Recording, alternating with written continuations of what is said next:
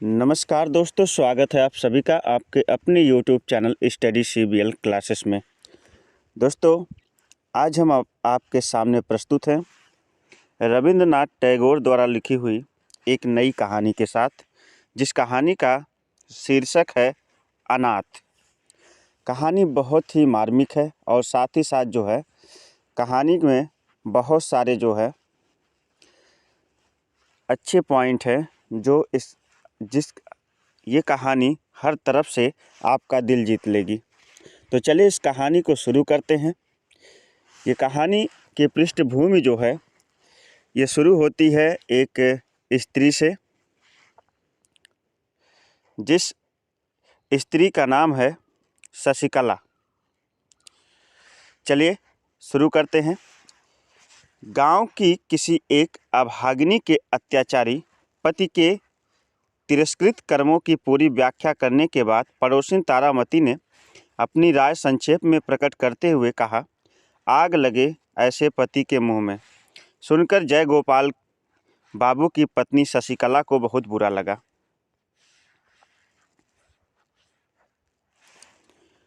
और ठेस पहुंची। उसने जबान से तो कुछ नहीं कहा, पर अंदर ही अंदर सोचने लगी कि पति जाति के मुख में सिगरेट और शिकार के आग के सिवा और किसी आग का लगना कल्पना करना कम से कम नारी जाति के लिए किसी भी अवस्था में शोभा नहीं देता। शशिकला को गुमसुम बैठा देखकर कठोर हृदय तारामती का उत्साह दुगना हो गया। वह बोली, ऐसे खसम से तो जन्म जन्म का रांड भली, और झटपट वहाँ से उठकर चल दी। उसके जाते ही बैठक समाप्त हो गई। शशिकला गंभीर हो गई। वह सोचने लगी, पति की ओर से किसी दोष की वह कल्पना भी नहीं कर सकती थी, जिससे उनके प्रति ऐसा कठोर भाव जागृत हो जाए। विचारते विचारते उसने कोमल हृदय का सारा प्रतिपल अपने प्रवासी पति की ओर उत्सवित होकर दौड़ने लगा। पर वहाँ उसके पति शयन किया करते थे। जिस स्थान पर उसके पति शयन किया करते थे, सोया करते थे, उस स्थान पर दोनों बाहें फैलाकर वह अवधि पड़ी रही। बारंबार तकिए की ओर छाती लगाकर उसे चूमने लगी। तकिए में पति के सिर के तेल की सुगंध को महसूस करने लगी और फिर द्वार बंद करके बक्स से पति का एक बहुत पुराना चित्र और स्मृति पत्र निकालकर बैठ गई। उस दिन की निस्तब्ध दोपहरी उसकी इसी प्रकार कमरे में एकांत चिंता, पुरानी स्मृति और व्यथा आंसुओं में बीत गई। शशिकला और जय गोपाल बाबू का दाम्पत्य जीवन कोई नया ना हो, सो नई बात नहीं थी। बचपन में ही इनकी शादी हो गई थी और इस दौरान में कई बच्चे भी हो चुके थे। दोनों ने बहुत दिनों तक एक साथ रहकर साधारण रूप से दिन काटे। किसी भी ओर से इन दोनों के अपरिमित स्नेह को देखने कभी कोई नहीं आया। लगभग 16 साल की एक लंबी अवधि बिताने के बाद उसके पति को महज काम धाम ढूंढने के लिए अचानक परदेश जाना पड़ा और विच्छेद ने शशि के मन में एक प्रकार का प्रेम का तूफान खड़ा कर दिया। विरह बंधन में जितनी खिंचाई होने लगी, कोमल हृदय की फांसी उतनी ही कड़ी होने लगी। इस ढीली अवस्था में जब उसका अस्तित्व भी मालूम नहीं पड़ा, तब उसकी पीड़ा अंदर से टीसे मारने लगी। इसी से इतने दिन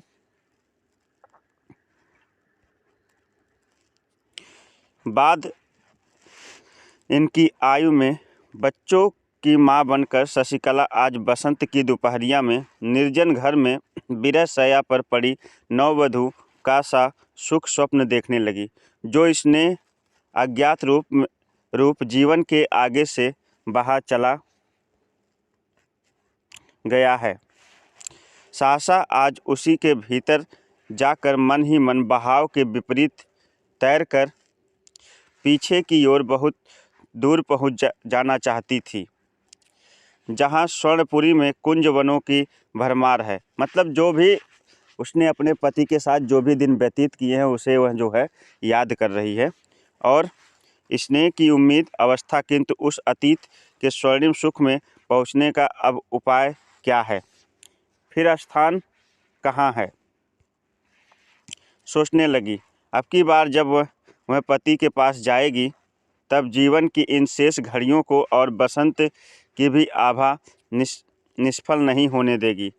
कितने ही दिवस, कितनी ही बार उसने छोटी छोटी बातों पर विवाद करके, इतना ही नहीं उन बातों पर कलह करके पति को परेशान कर डाला है। आज अतृप्त मन में भी एकांत इच्छा से संकल्प किया कि भविष्य में कदापि संघर्ष ना करेगी, कभी भी उनकी इच्छा के विरुद्ध नहीं चलेगी, उनकी आज्ञा पूरी तरह पालेगी, सब उनकी तबीयत के अनुसार करेगी। स्नेह युक्त विनम्र हृदय से अपने पति का बुरा भला व्यवहार सब चुपचाप सह लिया करेगी। कारण पति सर्वस्व है, पति प्रियतम है, पति देवता है। उन दिनों तक शशिकला अपने माता पिता की एकमात्र लाडली बेटी रही है। उन दिनों जय गोपाल बाबू वास्तव में मामूली नौकरी किया करते थे, फिर भी भविष्य के लिए उसे किसी प्रकार की चिंता न थी।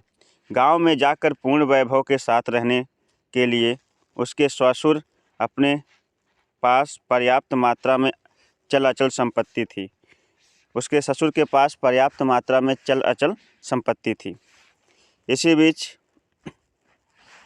बिल्कुल ही असमय में शशिकला के वृद्ध पिता काली प्रसन्न के यहाँ पुत्र ने जन्म लिया, यानी शशिकला का भाई जन्म लिया वृद्धावस्था में।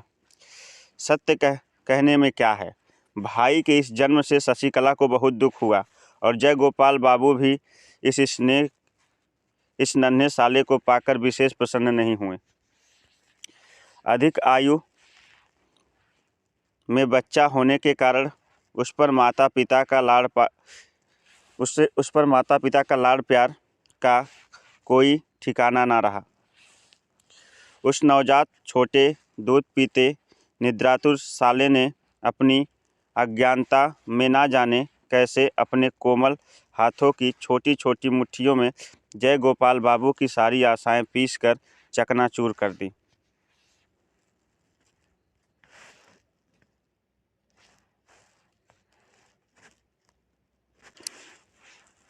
आगे देखते हैं। तब वह आसाम के किसी छोटे बगीचे में नौकरी करने के लिए चल दिया। जय गोपाल इसके बाद जो है आसाम के किसी छोटे बगीचे में नौकरी करने के लिए चल दिया। सबने कहा सुना कि पास में ही कहीं छोटा मोटा काम धंधा खोज करके यहीं रहो अच्छा, तो किंतु चाहे वह गुस्से में कारण या चाहे गैरों की नौकरी करने से शीघ्र अमीर बनने की धुन से हो, उसने किसी की बात पर ध्यान नहीं दिया। शशि को बच्चों के साथ उसके मायके में छोड़कर मैं आसाम चला गया। विवाह के उपरांत इस दंपत्ति का पहला विच्छेद था। पति के चले जाने से शशि को दुधमुहे भाई पर बड़ा क्रोध आया। जो मन में पीड़ा हो स्पष्ट रूप से कह नहीं सकता, उसी को क्रोध अधिक आता है। छोटा सा नवजात शिशु माँ के स्तनों को चूमता, आँख मीचकर और निश्चिंता से सोता, और उसकी बड़ी बहन अपने बच्चों के लिए गर्म दूध, ठंडा भात, स्कूल जाने की देर इत्यादि अनेक कारणों से रात दिन रूठ कर मुँह फुलाए रहती और सारे परिवार को परेशान करती। थोड़े दिन बाद ही बच्चे की माँ का स्वर्गवास हो गया। मरते समय माँ अपने गोद के बच्चे को लड़की के हाथ में सौंप गई, यानी शशिकला को उसके छोटे भाई की जिम्मेदारी सौंप गई। अब तो बहुत ही शीघ्र मातृहीन शिशु ने अपनी कठोर हृदय दीदी का हृदय जीत लिया। हा हा ही करता हुआ वह शिशु जब अपनी दीदी के ऊपर आ पड़ता और अपने बिना दांत के छोटे से मुख में उसका मुंह, नाक, कान सब कुछ ले जाना चाहता, वह अपनी छोटी छोटी मुट्ठी से उसका जूड़ा पकड़कर जब खींचता और किसी कीमत पर भी हाथों में आई हुई वस्तु को छोड़ने के लिए तैयार ना होता, दिवाकर के उदय होने से पहले ही उठकर जब वह गिरता पड़ता हुआ दीदी दीदी कोमल स्पर्श से पुलकित करता, किलकारियां मार मार कर शोर मचाना आरंभ कर देता और वह क्रमशः दी पुकार कर बारंबार उसका ध्यान बटाने लगा। और जब उसने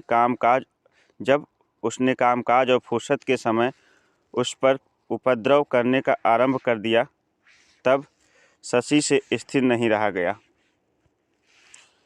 उसने उस छोटे से स्वतंत्र प्रेमी अत्याचारी के आगे पूरे तौर पर समर्पण कर दिया, यानी अपने भाई के ऊपर पूरी तरह से अपना स्नेह लुटाना शुरू कर दिया। बच्चे की माँ नहीं थी, इसी से शायद उस पर उसकी सुरक्षा का अधिक भार आ पड़ा। अब यहाँ से खंड दूसरा शुरू होता है। शिशु का नामकरण हुआ नीलमणि। शिशु का नाम हुआ नीलमणि। जब वह 2 वर्ष का हुआ तब उसके पिता असाध्य रोग उसके पिता को हो गया। बहुत ही शीघ्र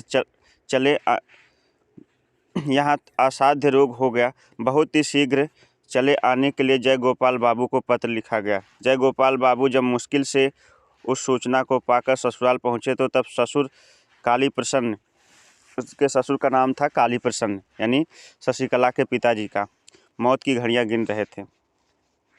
मरने से पूर्व काली प्रसन्न ने अपने एकमात्र नाबालिग पुत्र नीलमणि का सारा भार दामाद जय गोपाल बाबू पर छोड़ दिया और अपनी अचल संपत्ति का 1/4 भाग अपनी बेटी शशिकला के नाम कर दिया। इसलिए चल अचल संपत्ति की सुरक्षा के लिए जय गोपाल बाबू को आसाम की नौकरी छोड़कर ससुराल चले आना पड़ा। बहुत दिनों के उपरांत पति पत्नी में मिलन हुआ। किसी जड़ पदार्थ के टूट जाने पर उनके जोड़ों को मिलाकर किसी प्रकार उसको जोड़ा जा सकता है, किंतु 2 मानवीय हृदय को जहाँ से फट जाते हैं, विरह की लंबी अवधि बीत जाने पर फिर वहाँ ठीक पहले जैसा जोड़ नहीं मिलता है। कारण हृदय सजीव पदार्थ है, क्षणों में किसी परिणति होती है और क्षण में ही परिवर्तन। इस नए मिलन पर शशि के मन में अब की बार नए ही भावों का श्री गणेश हुआ, मानो अपने पति से उसका पुनः विवाह हुआ हो। पहले दाम्पत्य में पुरानी आदतों के कारण जो एक जड़ता सी आ गई थी, विरह के आकर्षण से वह एकदम टूट गई और अपने पति को मानो उसने पहले की अपेक्षा अधिक पूर्णता से पा लिया हो। मन ही मन उसने संकल्प किया कि चाहे कैसे भी दिन बीते, वह पति के प्रति उद्दीप्त स्नेह उज्ज्वलता को तनिक भी म्लान ना होने देगी, कम नहीं होने देगी। किंतु इस नए मिलन में जय गोपाल बाबू के मन की दशा कुछ और ही हो गई। इससे पूर्व जब दोनों अविच्छेद रूप से एक साथ रहा करते थे, जब पत्नी के साथ उसके पूरे स्वार्थ और विभिन्न कार्यों में एकता का संबंध था, जब पत्नी के साथ उसके जीवन का एक नित्य सत्य हो रही थी और जब उसे पृथक करके कुछ करना चाहते थे, तो दैनिक दिनचर्या की राह में चलते चलते अवश्य उनका पांव अकस्मात गहरे गर्त में पड़ जाता। उदाहरण कहा जा सकता है कि परदेश जाकर पहले पहल वह भारी मुसीबत के शिकार हो गए। वहाँ उन्हें ऐसा प्रतीत होने लगा मानो अकस्मात उन्हें किसी ने गहरे जल में धक्का दे दिया है, लेकिन क्रमशः उनके उस विच्छेद में नए कार्य को थेकली लगा दी। केवल इतना ही नहीं, अपितु पहले जो उनके दिन व्यर्थ आलस्य में कट जाया करते थे, उधर 2 वर्ष से अपनी आर्थिक अवस्था सुधारने की कोशिश के रूप में उनके मन में एक प्रकार की जबरदस्त क्रांति का उदय हुआ। उनके मन के सम्मुख मालदार बनने की एकनिष्ठ इच्छा सिवा और कुछ चीज़ नहीं थी। इस नए उन्माद की तीव्रता के आगे पिछला जीवन उनको बिल्कुल ही सारहीन सा दृष्टिगत होने लगा। नारी जाति की प्रकृति में खास परिवर्तन ले आता है। स्नेह और पुरुष जाति की प्रकृति में कोई खास परिवर्तन नहीं है, तो उसकी जड़ में रहती है कोई ना कोई दुष्ट प्रवृत्ति। जय गोपाल बाबू 2 वर्ष पश्चात आकर पत्नी से मिले तो उन्हें हूबहू पहली सी पत्नी नहीं मिली। उनकी पत्नी शशि के जीवन में उनके नवजात साले ने एक नई परिधि स्थिर कर दी है, जो पहले से भी कहीं अधिक विस्तृत और संकीर्ण से कोसों दूर है। शशि के मन के भाव से वह बिल्कुल ही अनभिज्ञ थे और ना इससे उनका मेल ही बैठता था। शशि अपने इस नवजात शिशु के स्नेह में से पति के भाग देने का बहुत प्रयत्न करती, पर उसमें इसे कोई सफलता नहीं मिली।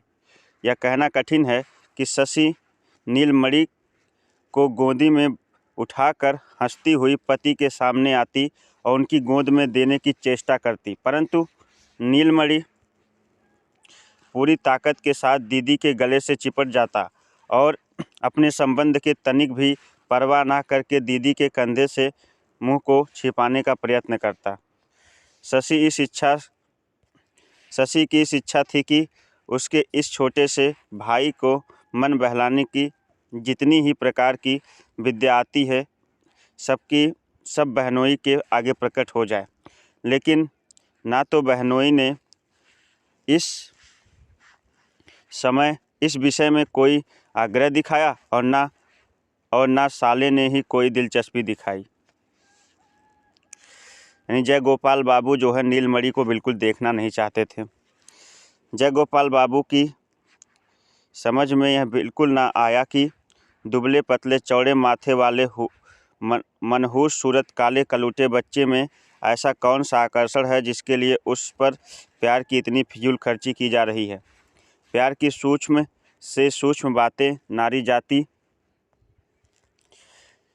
चट से समझ जाती है। शशि तुरंत समझ गई कि जय गोपाल बाबू को नीलमणि के प्रति कोई खास रुचि नहीं है और शायद मन से उसे चाहते भी नहीं हैं।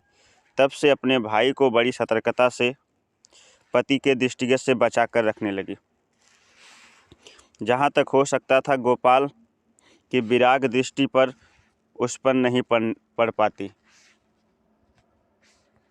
और इस प्रकार वह बच्चा उस अकेली का एकमात्र स्नेह आधार बन गया। उसकी वह इस प्रकार की देखभाल करने लगी जैसे वह उसके बड़े यत्न से इकट्ठा किया हुआ गुप्त धन है। सभी जानते हैं कि स्नेह जितना ही गुप्त हो उतना ही एकांत होता है और उतना ही तेज हुआ करता है। जितना गुप्त और एकांत होता उतना ही तेज हुआ करता। नीलमणि जब रोता तो जय गोपाल बाबू को बहुत जुझलाहट आती, अतः शशि झट से उसे छाती से लगाकर खूब प्यार करके उसे हंसाने का प्रयत्न करती। खासतर रात को उसके रोने से यदि पति की नींद उचटने की संभावना होती और पति यदि रोते हुए शिशु के प्रति हिंसात्मक भाव से क्रोध या घृणा जाहिर करता हुआ तीव्र स्वर में चिल्ला उठता, तब शशि मानव पराधिनी की संकुचित और अस्थिर हो जाती और उसी क्षण उसे गोदी में लेकर दूर जाकर प्यार के स्वर में कहती, सो जा मेरा राजा बाबू, सो जा। वह सो जाता। बच्चों में बहुधा किसी न किसी बात पर झगड़ा हो जाता। शुरू शुरू में ऐसे अवसरों पर शशि अपने भाई का पक्ष लिया करती थी। कारण उसकी माँ नहीं है। जब न्यायाधीश के साथ साथ न्याय में भी अंतर होने लगा, तब हमेशा ही निर्दोष नीलमणि को कड़ा कड़ा दंड भुगतना पड़ा। यह अन्याय शशि के हृदय में तीर के समान चुभ जाता। उसके और इसके लिए दंडित भाई को अलग ले जाकर उसे मिठाई देकर, खिलौने देकर, गाल चूम करके दिलासा देने का प्रयत्न करती। परिणाम देखने में आता है कि शशि नीलमणि को जितना अधिक चाहती, जय गोपाल बाबू उतना ही अधिक जल भूनते रहते और उतना ही नीलमणि से घृणा करते हैं, गुस्सा करते हैं। नीलमणि उतना ही अधिक उसे नीलमणि से जितना ही अधिक वो घृणा करते थे, गुस्सा करते थे, शशि उतना ही उससे अधिक प्रेम करती थी। जय गोपाल बाबू उन इंसानों में से हैं जो कि अपनी पत्नी के साथ कठोर व्यवहार नहीं करते हैं। मतलब पत्नी के साथ उन्हें कोई शिकवा शिकायत नहीं है। और शशि भी उन स्त्रियों में से है जो स्निग्ध स्नेह के साथ चुपचाप पति की बार बार सेवा किया करती है। किंतु अब केवल नीलमणि को लेकर अंदर ही अंदर एक गुठली सी पकने लगी, जो उस दंपत्ति के लिए व्यथा दे रही है। इस प्रकार के नीरव द्वंद्वों के में गोपनीय आघात प्रतिघात प्रकट संघर्ष की अपेक्षा कहीं अधिक कष्टदायक होता है। इस बात में उन समवयस्कों को छिपाना कठिन है जो कि विवाहित दुनिया की सैर कर चुके हैं। नीलमणि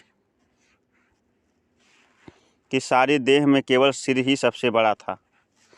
देखने में ऐसा प्रतीत होता जैसे विधाता ने एक खोखले पतले बांस में फूंक मारकर उस ऊपर के हिस्से पर एक हंडिया बना दी है।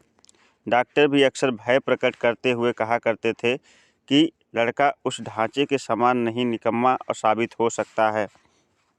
बहुत दिनों तक उसे बात करना और चलना भी नहीं आया। उसके उदासीपन गंभीर चेहरे को देखकर ऐसा प्रतीत होता था कि उसके माता पिता अपनी वृद्धावस्था में सारी चिंताओं का भार इसी नन्हे से बच्चे के माथे पर लाद दिया हो। दीदी के यत्न और सेवा से नीलमणि ने अपने भय का समय पार करके 6ठे वर्ष में पदार्पण किया। कार्तिक की भैया दूज के दिन शशि ने नीलमणि को नए नए बढ़िया वस्त्र पहनाए, खूब सज धज के साथ बाबू बनाया और उसके विशाल माथे पर टीका करने के लिए थाली सजाई। भैया के पटड़े पर बिठाकर अंगूठे में रोली लगाकर टीका लगा ही रही थी। इतने में पूर्वोक्त मुंहफट पड़ोसिन तारा आ पहुंची और आने के साथ ही बात में शशि के साथ संघर्ष आरंभ कर दिया, झगड़ा कर दी। मैं कहने लगी, हाय हाय, छिपे छिपे भैया का सत्यानाश करके ठाठ बाट से लोक दिखाऊं टीका करने के क्या फ़ायदा। सुनकर शशि पर एक साथ आश्चर्य, क्रोध और वेदना की दामिनी टूट पड़ी। दामिनी मतलब बिजली होता है। अंत में उसे सुनना पड़ा कि वे दोनों औरत मर्द मिलकर सलाह करके नाबालिग नीलमणि के अचल संपत्ति का मालगुजारी वसूली में नीलाम करवाकर पति के फुफेरे भाई के नाम खरीदने की साजिश कर रहे हैं। शशि ने यह सुनकर कोसना शुरू किया।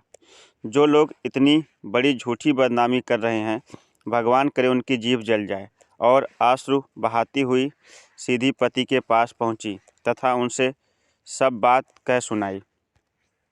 जय गोपाल बाबू ने कहा, आजकल के ज़माने में किसी का भरोसा नहीं किया जा सकता। उपेंद्र मेरा सगा फुफेरा भाई है। उस पर सारी अचल संपत्ति का भार डालकर मैं निश्चिंत था। उसने कब मालगुजारी नहीं भरी और कब नीलाम से हासिल खरीद लिया, मुझे कुछ पता ही नहीं लगा। मतलब शशि के पिता की पूरी संपत्ति जो है जय गोपाल बाबू के फुफेरे भाई ने ले ली थी। शशि ने आश्चर्य के साथ पूछा, तुम नालिश नहीं करोगे? नालिश मतलब होता तुम उनका विरोध नहीं करोगे? जय गोपाल बाबू ने कहा, भाई के नाम नालिश कैसे करूं? फिर नालिश करने में कुछ फल भी तो नहीं निकलेगा। गांठ से और रुपए पैसे की बर्बादी होगी, ज़मीन वापस नहीं आएगी। पति की इस बात पर भरोसा करना शशि का कर्तव्य है, किंतु किसी भी तरह भरोसा ना कर सकी। तब फिर उसकी अपनी सुख की घर गृहस्थी और स्नेह का दाम्पत्य जीवन सब कुछ सहसा भयानक रूप से उसके समक्ष आ खड़ा हुआ। जिस घर द्वार को वह अपना आश्रय समझ रही थी, अचानक देखा कि उसके लिए वह एक निष्ठुर फांसी बन गया है, जिसने चारों ओर उन दोनों बहन भाई को घेर लिया है। अकेली अबला है, असहाय नीलमणि को कैसे बचाए, उसकी कुछ समझ में नहीं आता। जैसे जैसे सोचने लगी, वैसे वैसे भय और घृणा से संकट में पड़े हुए अबोध भाई पर उसका प्यार बढ़ता ही गया। उसका हृदय ममता और आंखें अश्रुओं से भर आई। मैं सोचने लगी, यदि उपाय मालूम होता तो लाट साहब के दरबार में अपनी अर्जी दिलवाती। वहाँ से भी कुछ ना होता तो महारानी विक्टोरिया के पास खत भेजकर अपने भाई की जायदाद अवश्य बचा लेती।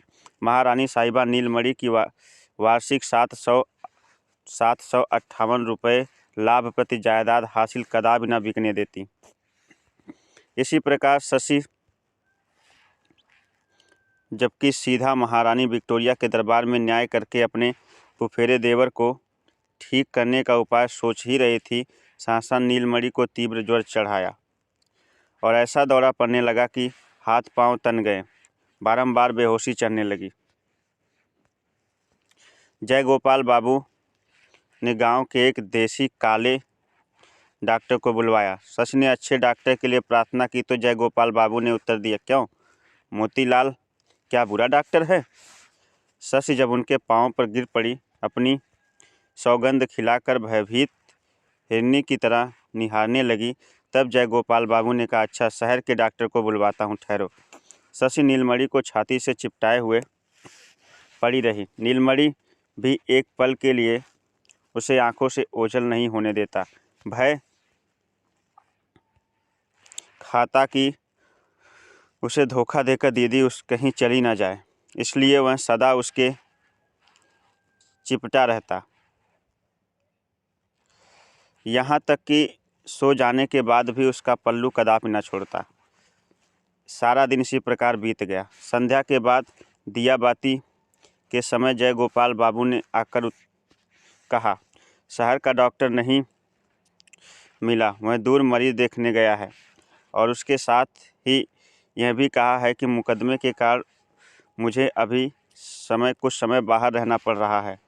मैंने मोतीलाल से कह दिया है, दोनों वक्त आकर अच्छी प्रकार देखभाल किया करेंगे। रात को नीलमणि अंट-संट बकने लगा। भोर होते ही शशि कुछ भी ना सोचकर खुद रोगी भाई को लेकर नाव में बैठ कलकत्ता के लिए चल दी। कलकत्ता जाकर देखा तो डॉक्टर साहब घर पर ही हैं, बाहर कहीं नहीं गए। भले घर की स्त्री समझकर डॉक्टर ने झटपट उसके लिए ठहरने का प्रबंध किया और उसकी मदद के लिए एक अधेड़ विधवा को नियुक्त कर दिया। नीलमणि का इलाज चलने लगा। दूसरे दिन जय गोपाल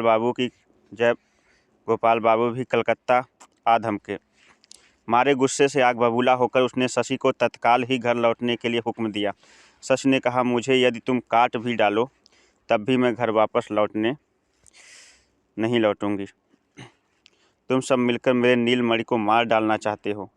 उसके बाप नहीं है, माँ नहीं है, सिवा उसका ही कौन? मेरे सिवा उसका है ही कौन?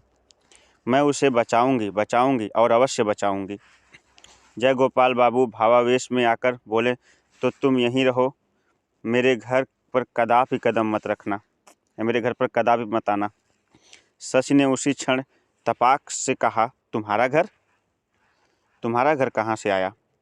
घर तो मेरे भाई का है। जय गोपाल बाबू बोले, अच्छा तो देखा जाएगा।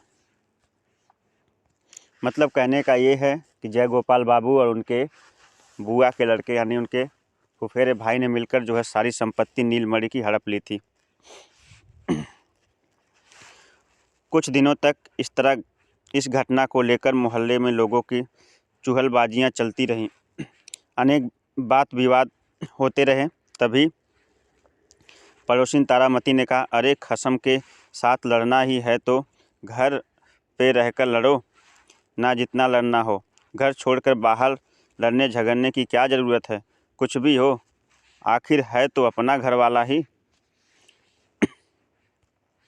हाथ में जो कुछ जमा पूंजी थी सब खर्च करके, आभूषण आदि जो कुछ भी थे सब बेचकर किसी प्रकार से शशि ने अपने नाबालिग भाई को मौत के मुंह से निकाल लिया।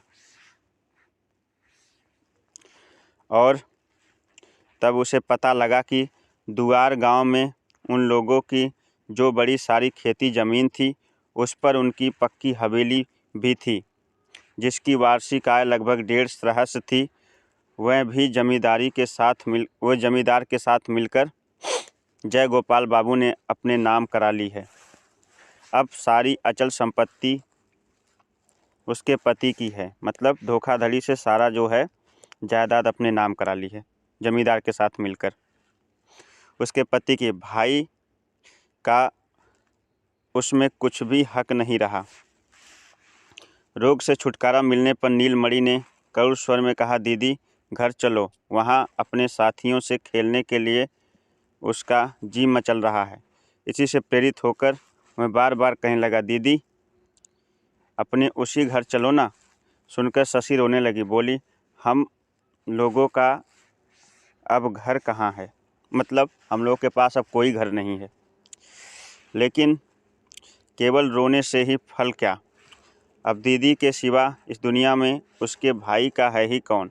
यह सोचकर शशि ने आंखें पोंछ डाली और साहस बटोर कर डिप्टी मजिस्ट्रेट तारिड़ बाबू के घर जाकर उसके पत्नी की शरण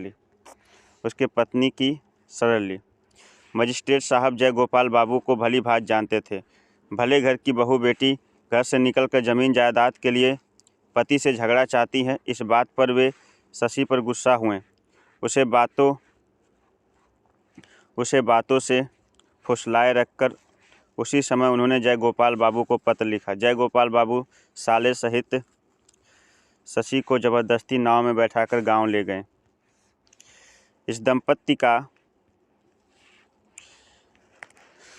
द्वितीय विच्छेद के बाद फिर वह द्वितीय मिलन हुआ। जन्म जन्म का साथ सृष्टिकर्ता का विधान जो ठहरा। बहुत दिनों बाद घर लौटकर पुराने साथियों का साथ पाकर नीलमणि बहुत खुश हुआ, आनंदपूर्वक घूमने फिरने लगा। उसकी निश्चित खुशी को देखकर भीतर ही भीतर शशि की छाती फटने लगी। चौथा खंड देखिएगा। शरद ऋतु आई। मजिस्ट्रेट साहब गांव में छानबीन करने के दौरे पर निकले हुए और शिकार करने के लिए जंगल से सटे हुए एक गांव में तंबू तन गए। गांव के मार्ग में साहब के साथ नीलमणि की भेंट हुई। उसके सभी साथी साहब को देखकर दूर हट गए। निरीक्षण करता रहा। ना जाने साहब को उससे कुछ दिलचस्पी हुई। उसने पास बुलाकर पूछा, तुम स्कूल पढ़ते हो? बालक ने चुपचाप खड़े रहकर सिर हिलाया, हाँ। साहब ने पुनः पूछा, कौन सी पुस्तक पढ़ते हो? नीलमणि पुस्तक शब्द का मतलब ना समझ सका, अतः साहब के मुंह की ओर देखता रहा। घर पहुंचकर नीलमणि ने साहब के साथ अपने इस परिचय की बात खूब उत्साह के साथ दीदी को बताई। दोपहर को अचकन पजामा पगड़ी आदि बांधकर जय गोपाल बाबू साहब का अभिवादन करने के लिए पहुँचे। साहब उस समय तंबू के बाहर खुली छाया में कैंप मेज लगाए बैठे थे। सिपाही वगैरह चारों ओर धूम मची हुई थी। उन्होंने जय गोपाल बाबू को चौकी पर बैठाकर गांव का हाल चाल पूछे। जय गोपाल बाबू सर्वसाधारण गांव वालों के सामने जो इस प्रकार बड़प्पन का स्थान घेरे बैठा है, इसके लिए वह मन ही मन फूला नहीं समा रहा था। उसके मन में बार बार यह विचार उठ रहा था कि इस समय चक्रवर्ती और नंदी घराने का कोई आकर देख जाता, कितना अच्छा होता कि मैं कितने बड़े व्यक्ति के साथ बैठा हूँ। इतने में नीलमणि को साथ लिए अवगुंठन ताने एक स्त्री सीधी साहब के सामने आकर खड़ी हो बोली, साहब, आपके हाथ में मैं इस अनाथ भाई को सौंप रही हूँ, आप इसकी रक्षा कीजिए। साहब पूर्व परिचित गंभीर प्रकृति वाले बालक को देखकर, पूर्व परिचित मतलब पहले जो बच्चे से मिल चुके थे, साथ वाली स्त्री को भले घर की बहू बेटी समझकर उसी क्षण उठ खड़े हो गए। बोले, आप तंबू में आइए, मुझे जो कुछ कहना है यहीं कहूँगी।